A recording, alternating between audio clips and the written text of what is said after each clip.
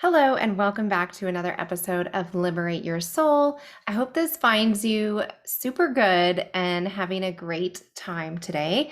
I know for me, I am enjoying a very leisurely end of my weekend. I made some interesting decisions this weekend, and now I'm just chilling. If you wanted to watch this podcast, you can absolutely pop on the video. My YouTube channel link will be down below.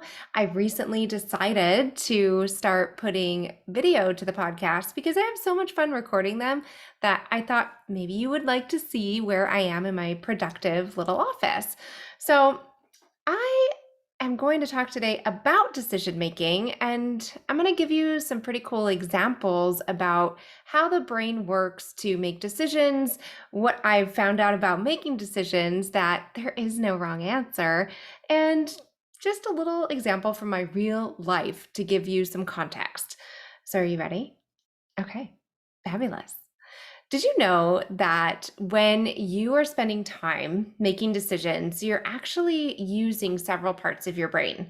Now, if you remember back in, I think season two of the podcast, I got really deep into how the brain works and all of the prefrontal cortex and the hippocampus and the amygdala and all those things, how we can take all the knowledge of what those are to our advantage for how they operate in activating the reticular activating system as it relates to law of attraction, and really just seeing things as they are versus our experiences. But today I want to give you some tips on what to do if you have a hard time making a decision, really, because our brains have so much cognitive load or cognitive capacity or bandwidth, mental bandwidth. You might have heard that term spoken before, and it's a real thing.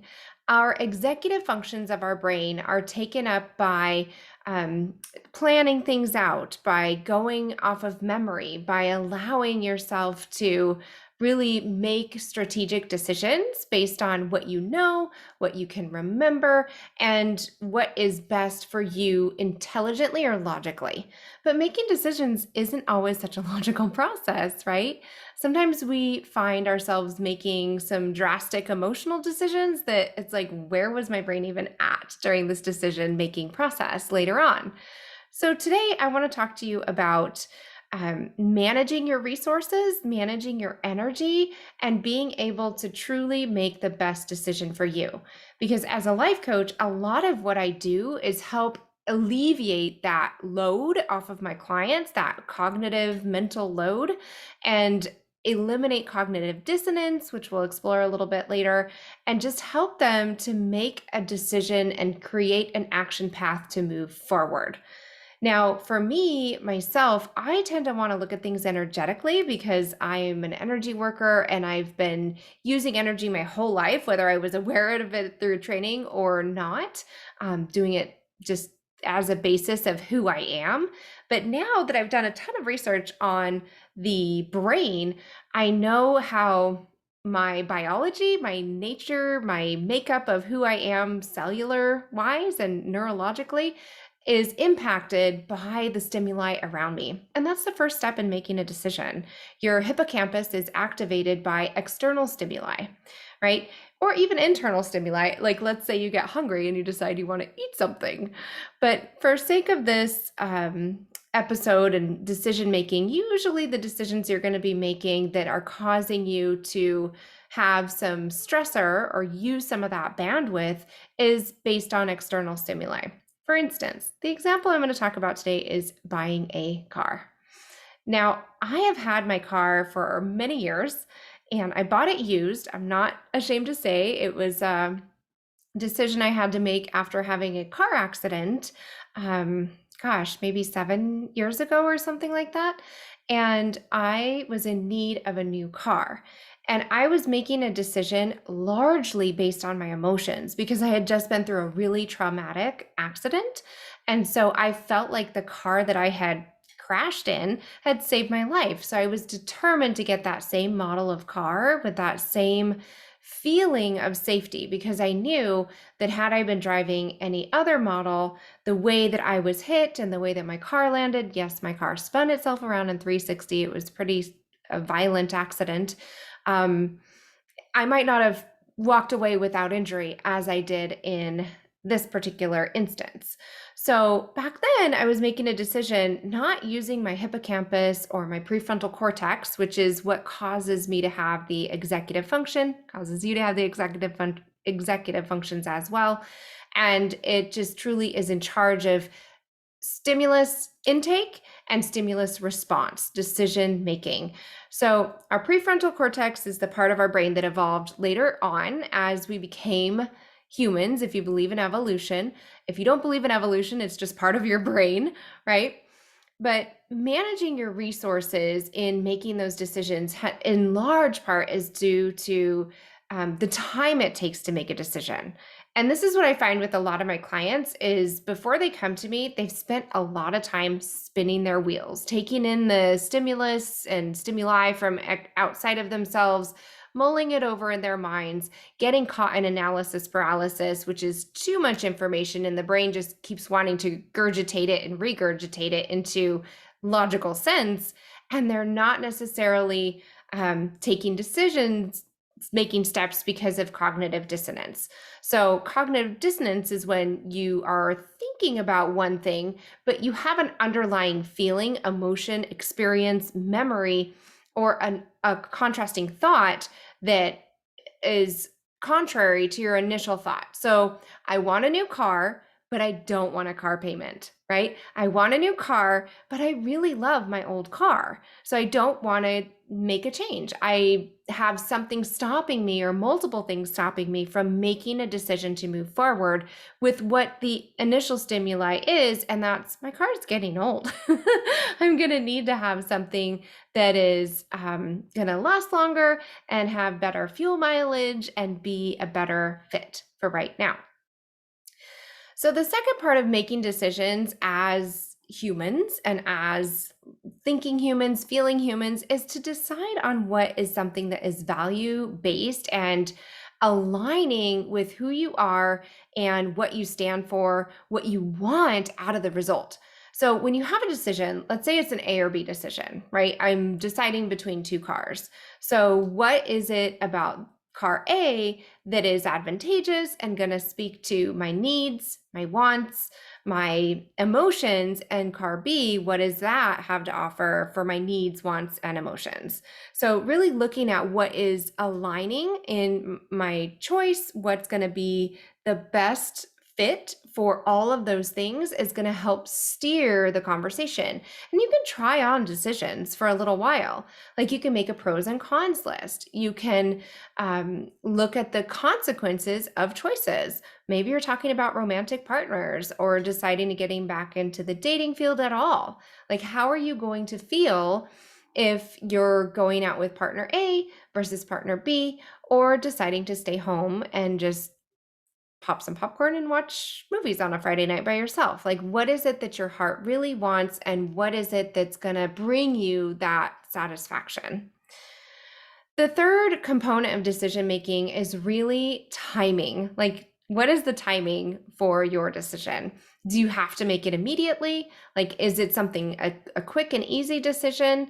And I'm going to give you a strategy that I employ to completely shift my mindset around designing my day, like my ins and outs of my day, not necessarily heavy critical decision making, but there's a book by David Allen called The Art of Getting Things Done.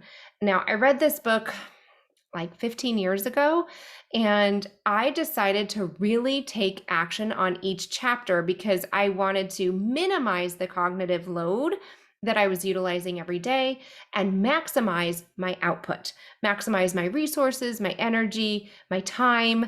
I was at the time working a full-time, more than full-time job, plus had a side hustle and a family, all those things that were taking my energy, my resources, and my mental time. but I wanted to make things easy on myself so that I had more bandwidth, more capacity to really give the attention to the things that were important in my life. So, in The Art of Getting Things Done, David Allen talks about making decisions based on how much time they're going to take you. So he talks about gathering every scrap of paper, every note in your wallet, every journal entry that you've made that's a to-do list or a calendar entry that you've put off, everything that there is to really just get a mass, kind of like Marie Kondo, of your thoughts and your intentions, all of those things, and just really putting it in front of you. Next is a categorization. But what he decides to do is, after he gets it organized into categories, is this a system for implementing this new process, new way of thinking into your life. And that's the 2-minute rule. Okay. So if you pick up a piece of paper, say you're checking the mail and you have a stack of bills and correspondence and junk mail, all the things that come in the mail, and you're like, what am I going to do with this? It's never touch the same thing twice unless it's done with intention or purpose. So you look at something, is it going to take me less than 2 minutes to accomplish this? Great. Do it, get it done. That reduces your cognitive load. It reduces the amount of time you spend thinking about, what do I do with this piece of paper? Oh yeah, I got to remember to do this with this thing. I got to remember to call them, remember to make a note, remember to make a reminder, remember. And it's just pulling your mental capacity down because you're being, think of it like a computer, like your memory is full, and it really works. I'm telling you, my brain like functions at such a high level now that I don't even think twice. I do it, or I delegate it. Sometimes there's things that I know I don't have the decision-making power for. I give it to the next level up, or my husband, or the appropriate person in my family, or delegate it to my calendar when I have more than 2 minutes. So delegating isn't always giving to someone else. It can be designating that time to make the decision, take the action, do the next step type of thing. So, timing, how critical is the timing of your choice? Do you need to make a decision now? Now, recently, my family was faced with making a decision very quickly because one of our cars in the household had a mechanical failure. And it was like, we need a car and we need it now. And we had been kind of mulling over the idea of getting a new car for, I don't know, maybe a year or more, but not really taking action on it because it wasn't critical. And at this juncture, it was like, okay, we got to get something. And what is the best thing for us now? The next thing to really consider is, what is the best thing for us now with the decisions or the information that we can gather, right? So the brain, the executive function, the processing, the strategizing, all those parts of the mind wants to work as a computer or a supercomputer, however you want to think of it, that gathers information, gives you the subsets of data, and puts it out. Like, this is important, this is not important, right? So for us, this particular car was not essential to have, I don't know, like extra leg room in this area. It was a nice to have, but it wasn't a need to have. Like, what was important to have was it runs, because the original car did not. But really understanding like what feels like the best choice based on the information we had, which was, we had a budget, right? Was a known of our information.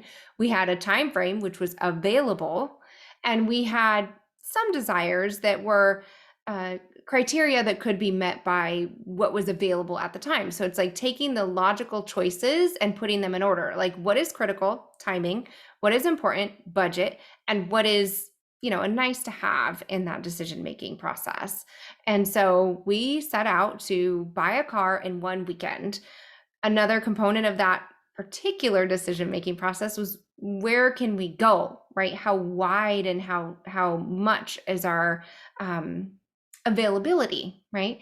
Not just what's available to us in front of us on the one dealership lot, but the brain expanded beyond that and like, okay, how can we widen the search and be able to meet our criteria? We talked a little bit about analysis paralysis earlier in the podcast episode, and that was really getting so much information that you are overloaded and you can't make a decision, because everything has merit. Everything has pros, cons, benefits, costs, whatever your cost benefit analysis process is, and you can get lost in the minutia, and the brain loves details. So I'm going to encourage you to really go back to step number 2, which is your values. What is it that your body, your emotions, your feelings are that allow you to feel good about the decision? I recently was with someone who was really having a tough time making a decision, and there was literally thousands of choices that they could choose from. And I gave them this bit of advice.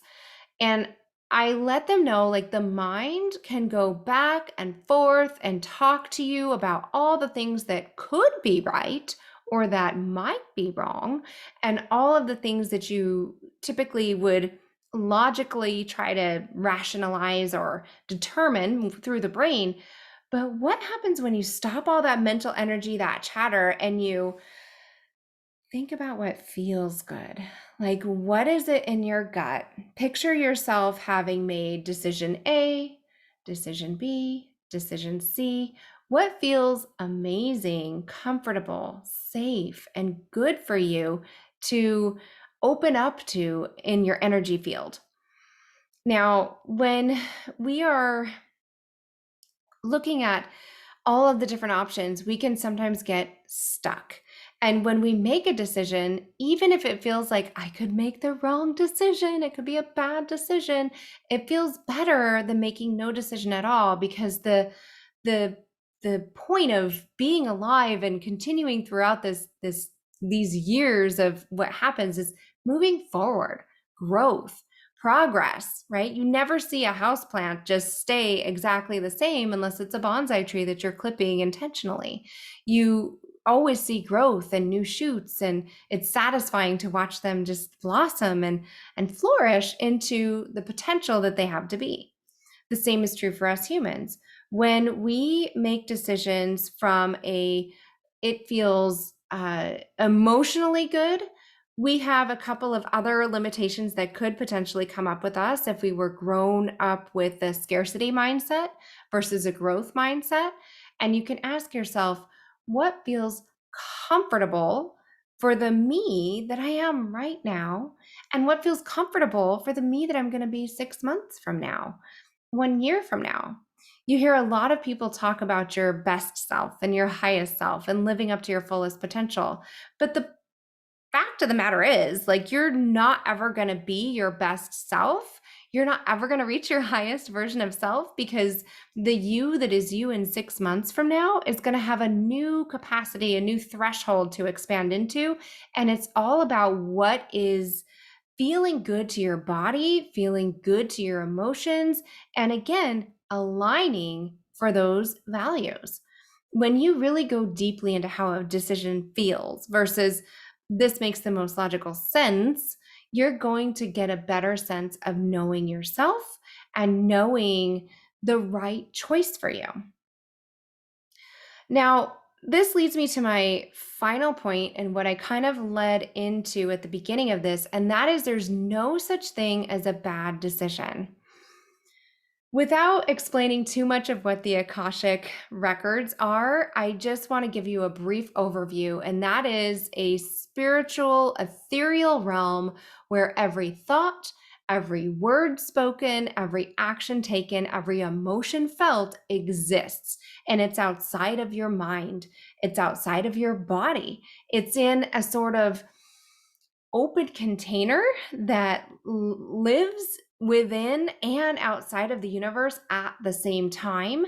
And there is all possibilities. It's kind of quantum, right? It's a quantum uh, variable of, maybe it's a particle, maybe it's a wave, maybe it's a point in time where either of those things can be observed.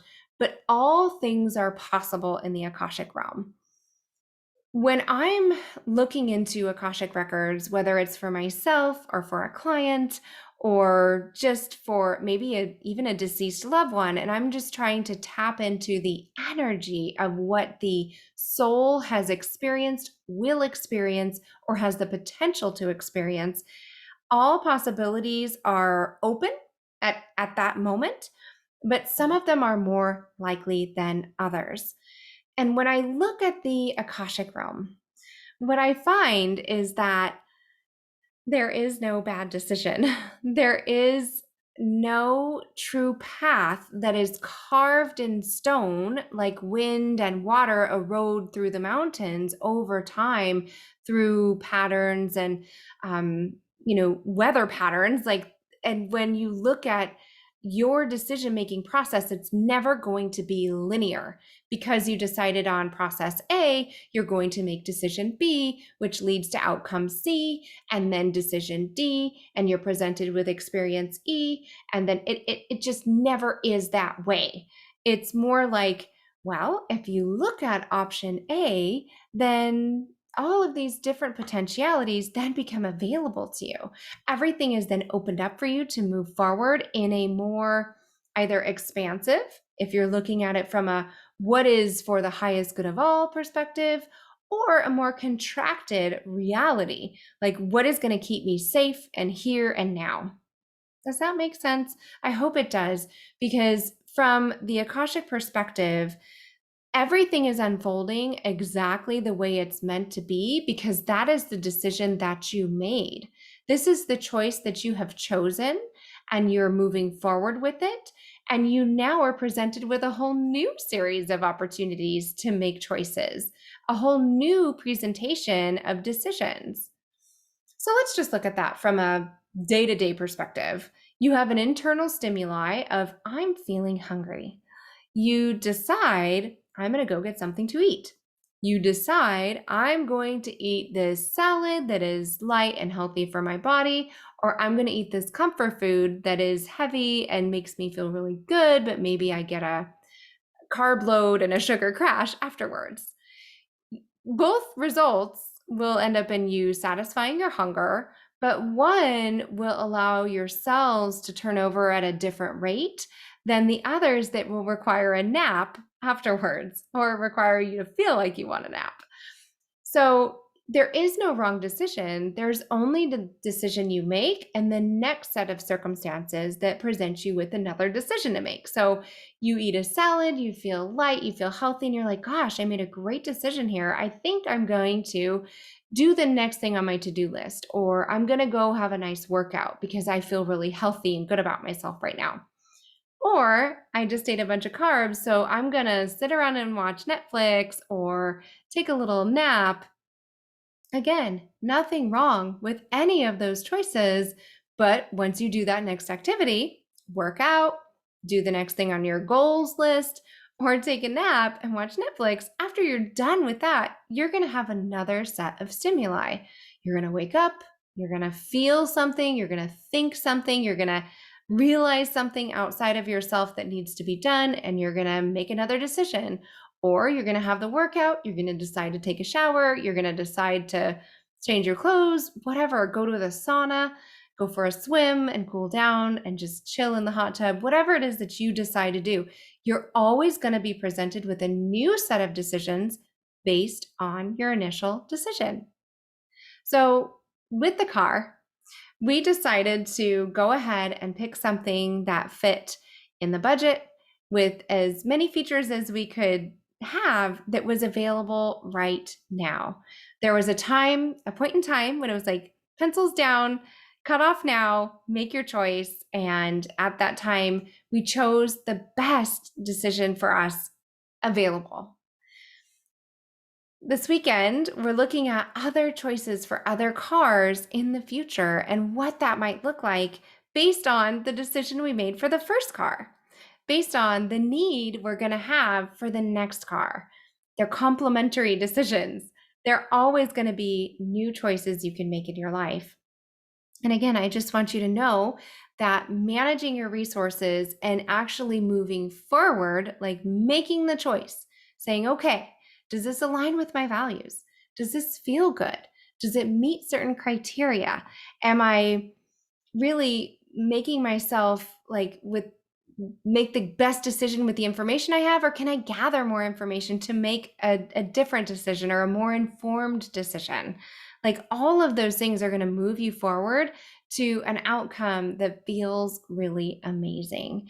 And you can be satisfied with yourself, but I'm just promising you now there's going to be another set of external stimuli or internal stimuli that allow you or cause you to need to make another choice.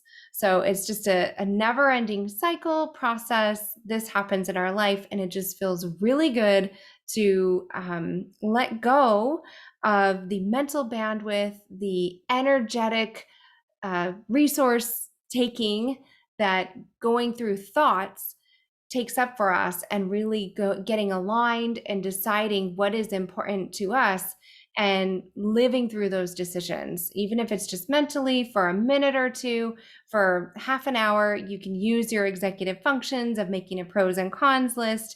You can think through your planning, and you can really give yourself the gift of not making impulse decisions, but thinking it through carefully.